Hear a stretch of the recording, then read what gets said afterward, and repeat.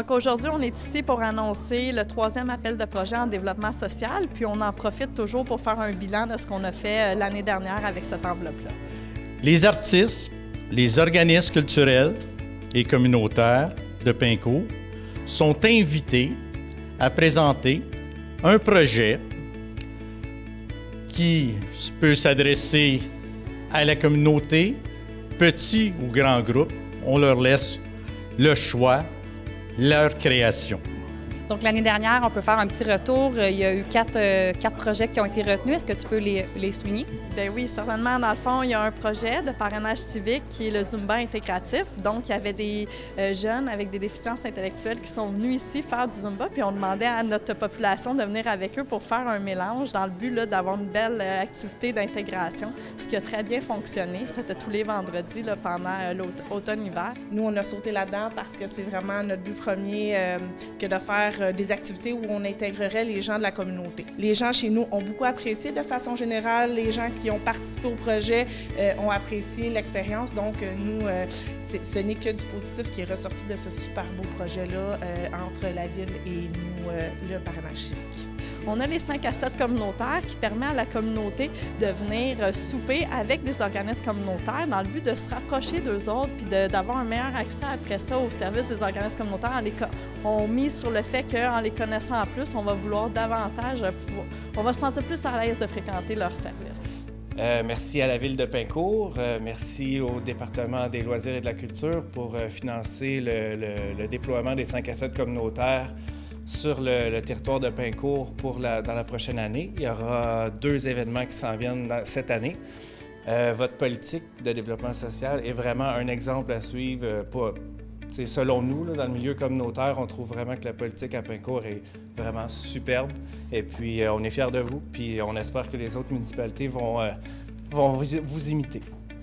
Ensuite, il y a le projet Exogène de C'est sur la télé qui a décidé de faire un projet qui vise l'intégration, qui vise à parler plutôt de l'intégration des jeunes dans notre communauté.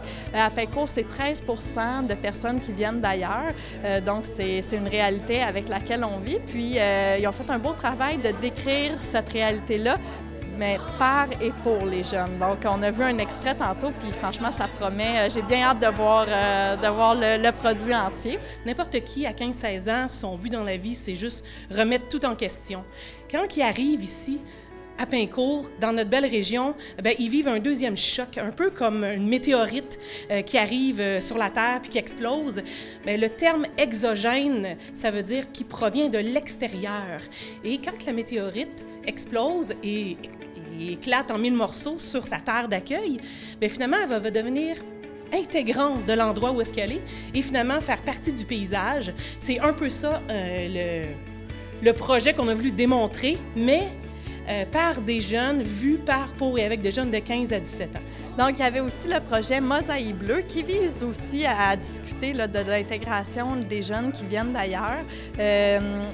Dans le fond, c'est une artiste qui s'appelle Céline Poirier qui est venue à l'école puis qui a proposé aux élèves de faire une œuvre d'art qui va être exposée ici à l'Omnicentre. Puis cette œuvre d'art-là part aussi du point de vue des élèves sur c'est quoi venir d'ailleurs puis arriver dans notre société à nous. Donc, il y a eu des belles discussions qui ont sorti de cette œuvre d'art-là puis on a bien hâte de vous montrer de quoi ça va avoir l'air. C'est aussi important de vous dire qu'il y a plus du tiers de nos élèves qui sont issus de l'immigration et qu'ils représentent plus de 89 pays différents. Donc, c'est vraiment important pour nous de souligner toute la richesse qui est apportée par le multiculturalisme à notre école. Donc, on va créer une œuvre qui va être finalement rassembleuse et visuellement parlante. Donc, pour pouvoir postuler à l'appel de projet, on doit être un organisme à but non lucratif ou un artiste. On peut également être un citoyen. Dans ce cas-là, il va falloir vous faire jumeler par un organisme communautaire, mais si c'est votre cas, vous pouvez nous appeler, puis nous, ça nous fait plaisir de vous aider à faire ce jumelage-là. Ensuite, il faut que le projet contribue au développement social. Quand on parle de développement social, chez nous, à Pincourt, c'est contribuer à l'amélioration de la qualité de vie des citoyens ou au développement de notre communauté solidaire. Puis ensuite, il faut que les projets s'adressent aux résidents de Pincourt ou que ça ait lieu à Pincourt.